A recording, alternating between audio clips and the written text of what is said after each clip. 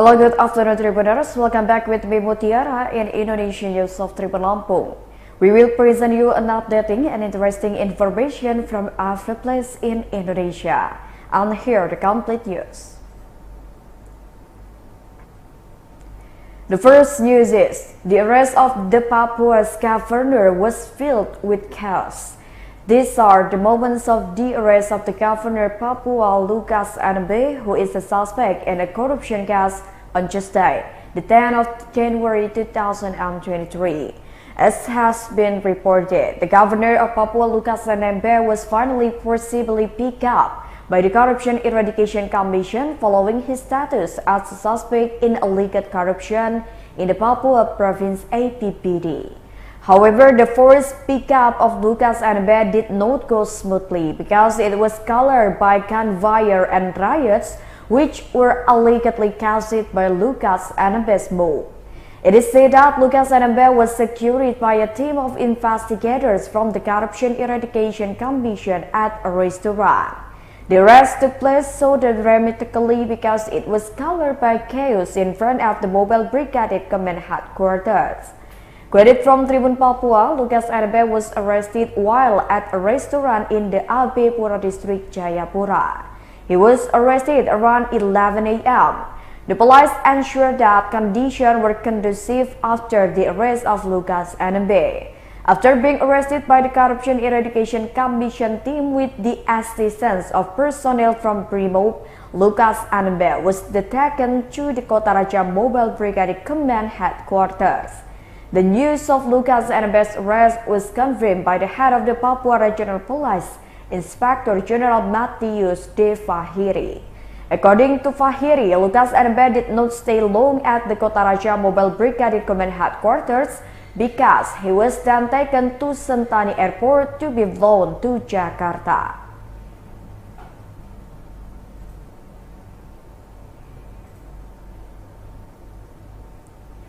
The next news is Norma Rismala's status as a suspect was denied by the police. Head of Public Relations for Banten Regional Police, Police Supreme Commissioner Sinto Silitoga gave an explanation regarding the status of Norma Rismala. According to him, NR is not yet a suspect. He denied the narrative on social media that reported NR had the status of a suspect. Now, the Banten Regional Police are still gathering facts regarding the complaints by Rosie Z, NR's ex-husband. As for the current stage, he said it was still in the process of being investigated by the investigators from Subdirectorate for Cyber Banten Regional Police. According to Sinto, according to investigative procedures, of course, logically there is no jump from the investigation process to determination of the suspect. For that related to the news circulating, Sinto appealed to the public not to be influenced by news that cannot be accounted for.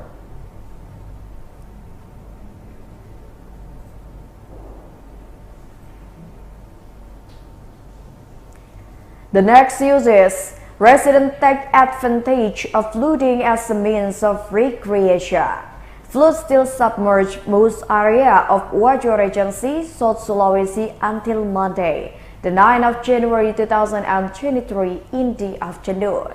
One of them is Tokampu Village, Siengkang Village, Tempe District, Wajo Regency. The local community uses the flooded area as a recreation area. The proof is that every afternoon dozens of children and adults come to flooded location to swim. In addition, some of them was bicycle, motorcycle, and cars. Based on TribunTimur.com monitoring, dozens of children were seen swimming as if they were in a real bathing arena. One of the residents, Kusnadi, admitted that this flood was a blessing. Singkang urban village head Basri said that for about 3 weeks, floods had still hit his area. He added that local residents took advantage of this moment with various activities. There are those who swim, use motorbikes, bicycles, and even cars. In addition, he still urged all parents to control the activities of children who are swimming. It is known the local government also took several precautions for victims, such as establishing posts and distributing aid.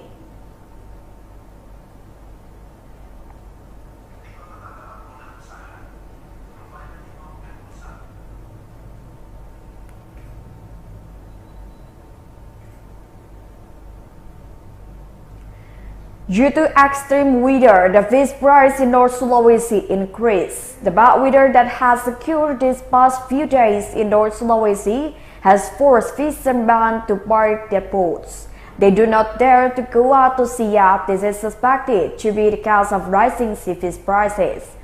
Unmitigated, the increase in fish prices has doubled. The price of fish is relatively expensive the last few days. As in the 66-solder traditional market Malalaya Manado, he said, the extreme weather that was full of rain and wind made it difficult for fishermen to go to sea. Based on Tribun observation, the price of fish has doubled. Indeed, the price of fish remains, but the volume decreases. Fish, for example, the price of one place is still sold 20,000 rupiah. The seller reduced the number of fish. Usually in one place there are 7 to 8 tails, now only 4 tails.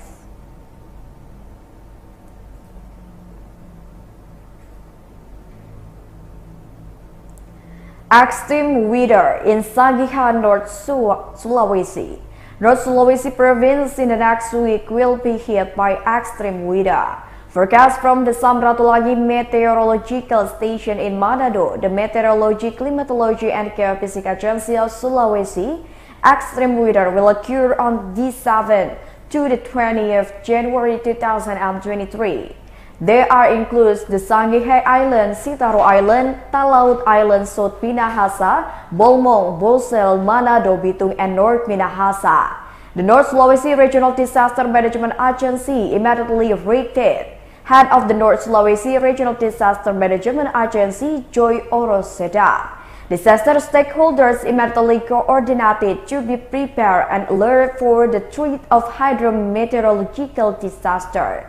Potential disaster threats such as floods, landslides, strong winds, and tidal waves. The potential disaster that is already visible is strong winds. In the aftermath, there was a case of tree falling on a car. Luckily, there were no casualties. Strong wind continued. The head of the Regional Disaster Management Agency could also threaten residents living by the sea island area, fishermen, and even access to sea transportation.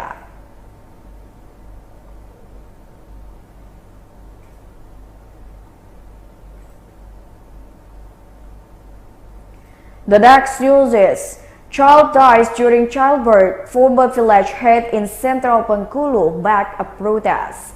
A heartbreaking story came from a former village head in central Bengkulu Regency, Bengkulu Province. 53 years old Sultan Muklis, former village head of Rindu Hati, Taba Panajang District, central Bengkulu Regency, lost his wife's newly born baby. Her baby son died at the central Bengkulu Regional General Hospital. Sultan, who witnessed his wife's birth, protests against the Bengkulu service at Central Bengkulu Regional Police Public Hospital. He considered the service of the Regional Public Hospital to have caused many babies to die during the birthing process.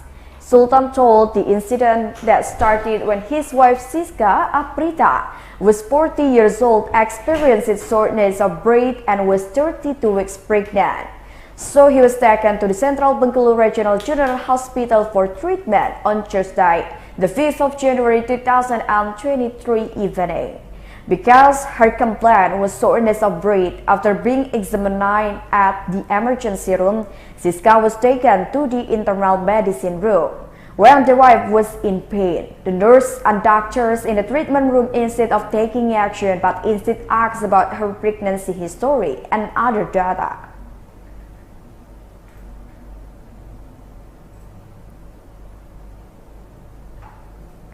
The last news is the school's roof collapsed. The principal and 2 students were injured. The roof of the Muhammadiyah Islamic Elementary School in Jurang Nogo Hamlet, Kementar Village, Mondokan District, Sragen Regency collapsed on Monday, the January 9, 2023. The principal and 2 students were injured.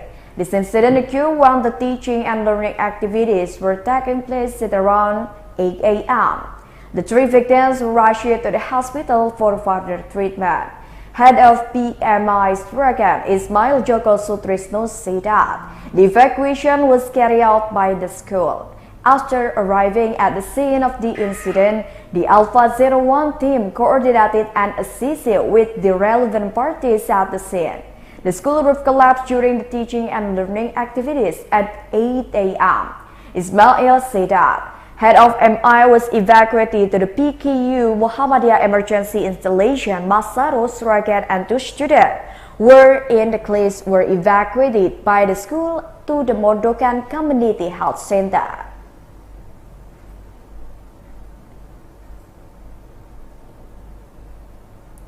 Well, I think that's all the news for today with me, Mutiara. Don't forget to follow us in YouTube Tribun Lampung News Video, Facebook Tribun Lampung, Instagram @Tribun Lampung, and TikTok @Tribun Lampung for further information. Thank you for watching and have a nice day.